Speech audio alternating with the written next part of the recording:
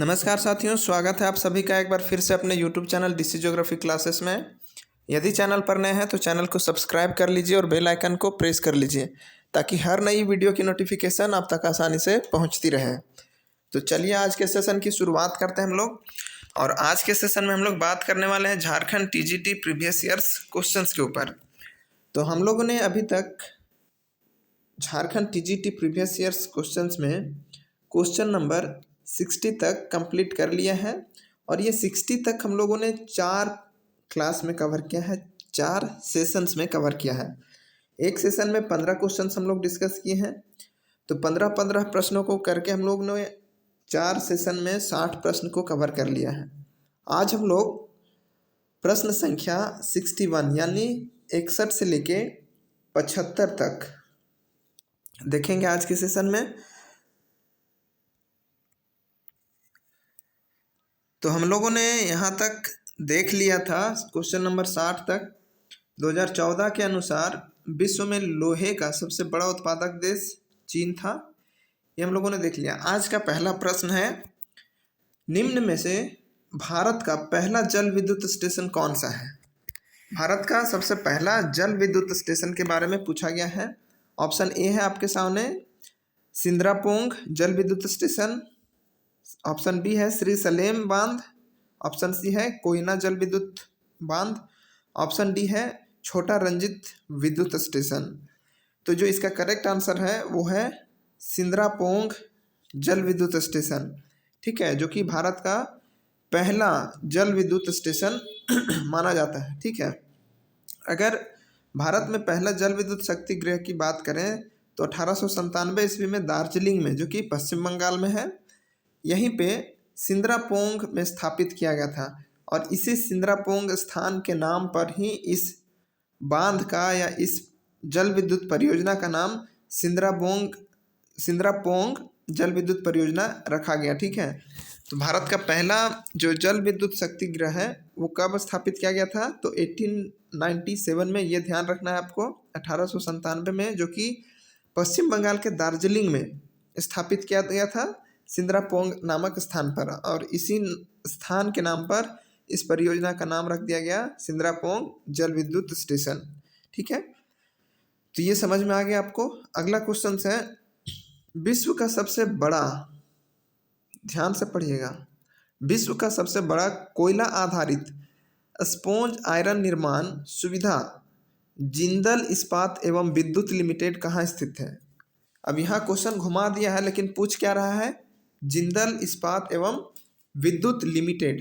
ठीक है, जिंदल इस्पात। ठीक है, तो इसका ऑप्शन है आपके पास ए मदुरै जो कि तमिलनाडु में है, कोटा राजस्थान में है, मुंबई महाराष्ट्र में है, रायगढ़ छत्तीसगढ़ में है। तो करेक्ट आंसर इसका हो जाएगा option number D, Raigarh Chhattisgarh. Okay,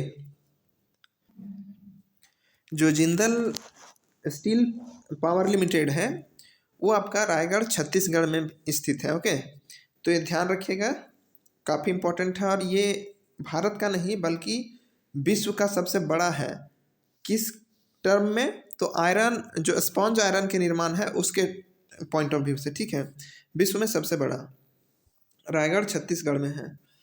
next question देखते हैं, भारत में एशिया का पहला जल विद्युत स्टेशन कहाँ पर स्थापित किया गया था? पटना में, दार्जिलिंग में, कोडाईकनाल में, कोट्टा में। तो अभी इसके पहले जस्ट प्रश्न आया था, तो देख लीजिए कि एक ही टॉपिक से प्रश्न कैसे घुमाकर पूछे जाते हैं। तो इसका करेक्ट आंसर हो जाएगा दार्जिलिंग में। भारत में एशिया का पहला, देख लीजिए, जो दार्जिलिंग में सिंद्रापोंग है वो भारत का ही नहीं बल्कि एशिया का पहला जल विद्युत परियोजना है। ठीक है, जो कि कहाँ है? तो पश्चिम बंगाल के दार्जिलिंग डिस्ट्रिक्ट में। ओके, अगर हम बात करें भारत में पहला जल विद्युत शक्ति गृह 1897 में दार्जिलिंग पश्चिम बंगाल में सिंद्रापोंग में स्थापित किया था। ये भारत का ही नहीं बल्कि ये एशिया का भी पहला जल विद्युत परियोजना माना जाता है। ओके, नेक्स्ट प्रश्न, उत्तराखंड के किस जल विद्युत परियोजना की बिजली उत्पादन क्षमता सबसे अधिक है? अब उत्तराखंड में देखिए पूछा जा रहा है कि कौन सी जल विद्युत परियोजना है जिसमें बिजली उत्पादन करने की क्षमता सबसे अधिक है। ऑप्शन ए है भाखड़ा नांगल बांध, ऑप्शन बी है नागार्जुन सागर परियोजना, ऑप्शन सी है टिहरी जल विद्युत परियोजना और ऑप्शन डी है इडुक्की जल परियोजना। तो इसका जो करेक्ट आंसर है वो हो जाएगा टिहरी जल विद्युत परियोजना, जो कि उत्तराखंड राज्य में है।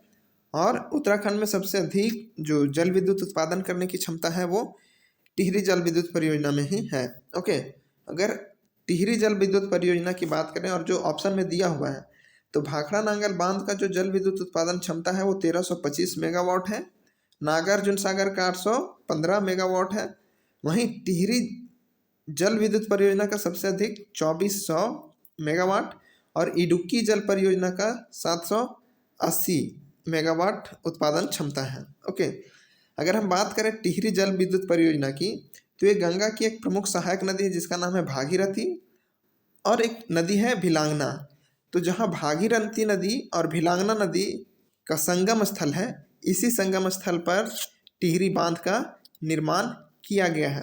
तो क्वेश्चन पूछा जा सकता है ये भी कि जो टिहरी जल विद्युत परियोजना है वो किन दो नदियों के संगम पर स्थित है।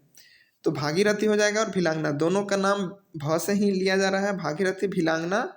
और जो डैम है वो है आपका टिहरी। भागीरथी भिलांगना के मुहाने पर टिहरी जल विद्युत परियोजना स्थित है। ठीक है, तो ये ध्यान रखिएगा। नेक्स्ट क्वेश्चन है, निम्न में से कौन सा भारत का सबसे ऊंचा बांध है। अब देखिए प्रश्न यहाँ से कैसे कैसे घुमा फिरा के पूछे जा रहे हैं। सबसे ऊंचा बांध पूछ रहा है, गोविंद सागर बांध, हीराकुंड बांध, भाखड़ा बांध या नारायणपुर बांध। ठीक है, तो इसका करेक्ट आंसर है भाखड़ा बांध।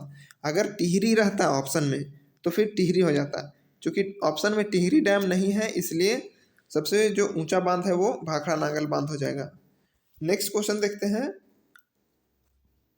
गुरी विद्युत परियोजना, गुरी विद्युत परियोजना जिसे सिमोन बोलीवर जल विद्युत स्टेशन कहते हैं, कहाँ स्थित है। तो ये वर्ल्ड ज्योग्राफी में है, वर्ल्ड ज्योग्राफी का क्वेश्चन है।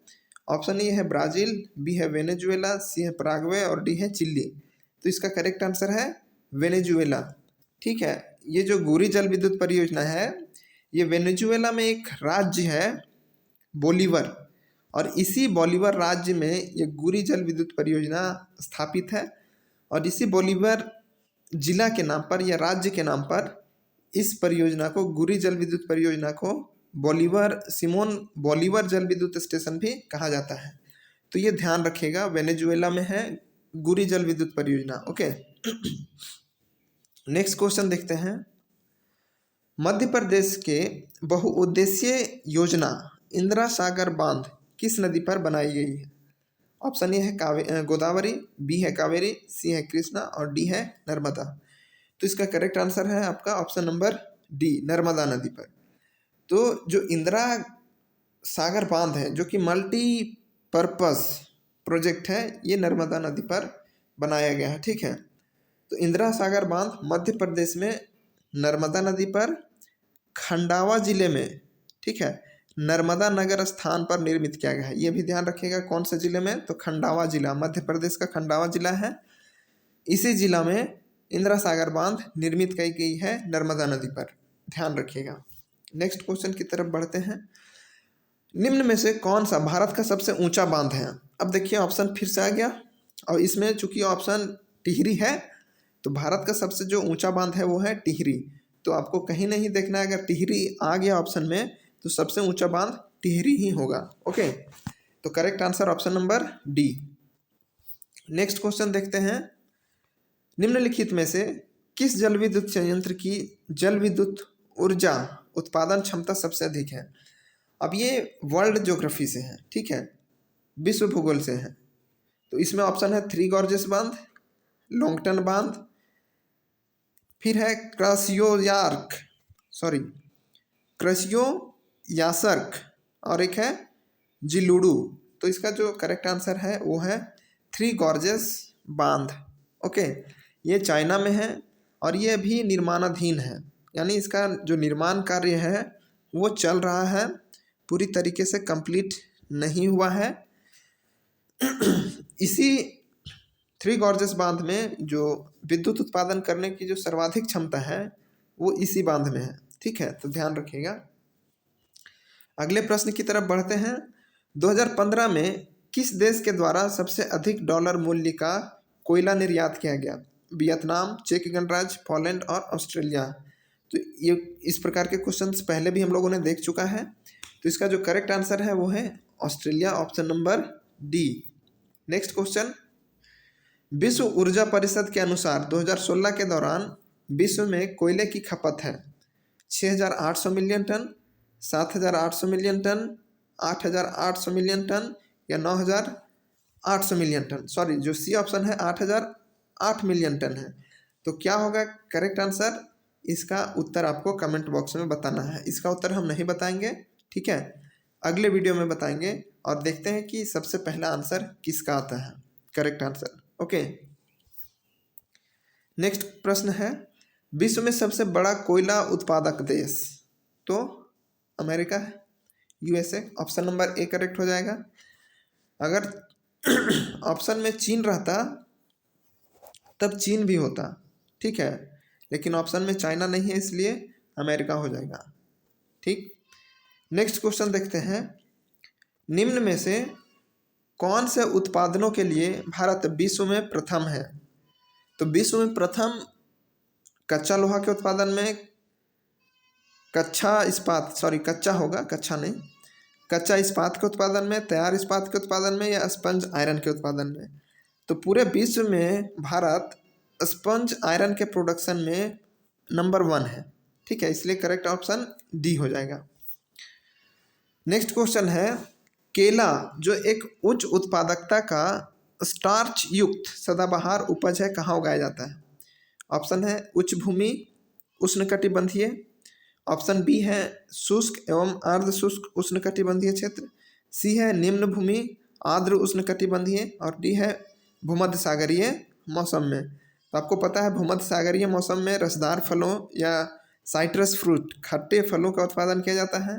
तो जो केला है उसका उत्पादन निम्न भूमि आर्द्र उष्णकटिबंधीय क्षेत्रों में अधिक किया जाता है, इसलिए ऑप्शन नंबर सी करेक्ट हो जाएगा।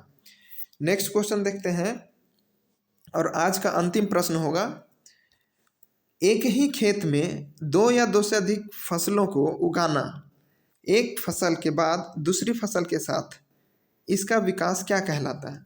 तो मिश्रित फसल, पंक्तिबद्ध अंतर फसल, रिले फसल या पट्टीदार फसल? तो इसका करेक्ट आंसर हो जाएगा रिले फसल, ठीक है। रिले फसल क्या होता है उसको भी हम लोग देखते हैं। तो रिले फसल, इसको रिले क्रॉपिंग भी कहा जाता है।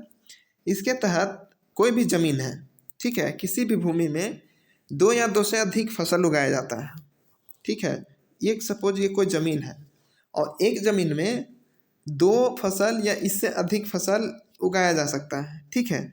लेकिन ध्यान देने योग्य बात यहाँ ये है कि जब पहला फसल तैयार हो जाएगा और पक जाएगा, मतलब पहला फसल जो लगा उसकी कटाई के पहले ही दूसरी फसल की बुआई हो जाएगी, ठीक है।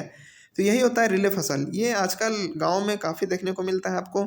धान के खेतों में आपको वो क्या होता है, कौन सी फसल होती है धान के खेत में, जो खसारी होता है उसका लोग पहले धान काटने से पहले उसको लोग खेतों में उसका दाना को डाल देते हैं। जैसे आप मक्का है, मक्का के खेत में भी आप देखेंगे कि राहड़ को डाल दिया जाता है, ठीक है। बादाम है, मक्का के खेत में बादाम को डाल दिया जाता है। तो ऐसे जो खेती की जाती है, एक फसल तैयार हुआ और जैसे ही पहली फसल की कटाई होगी उसके पहले दूसरी फसल की बुआई कर दी जाती है। तो इस प्रकार का जो पैटर्न है इसको रिले क्रॉपिंग के नाम से जाना जाता है। ओके, आई होप कि आपको समझ में आ गया होगा और उम्मीद करता हूँ कि आज का सेशन आपके लिए काफ़ी हेल्पफुल रहा होगा। आई होप कि आपको क्वेश्चंस के पैटर्न को समझने में काफ़ी हद तक मदद मिल रहा होगा, ठीक है। अगर हमारे टेलीग्राम चैनल से नहीं जुड़े हैं तो वीडियो के डिस्क्रिप्शन बॉक्स में टेलीग्राम चैनल का लिंक दिया हुआ है। अगर उस लिंक से आप नहीं जुड़ पाते हैं तो आप टेलीग्राम में सर्च कीजिए JRF NET PGT ज्योग्राफी, ये आपको सर्च करना है टेलीग्राम में, वहाँ से आप ज्वाइन कर सकते हैं हमारे टेलीग्राम चैनल को। तो थैंक यू सो मच, मिलते हैं अगले सेशन में, तब तक के लिए धन्यवाद।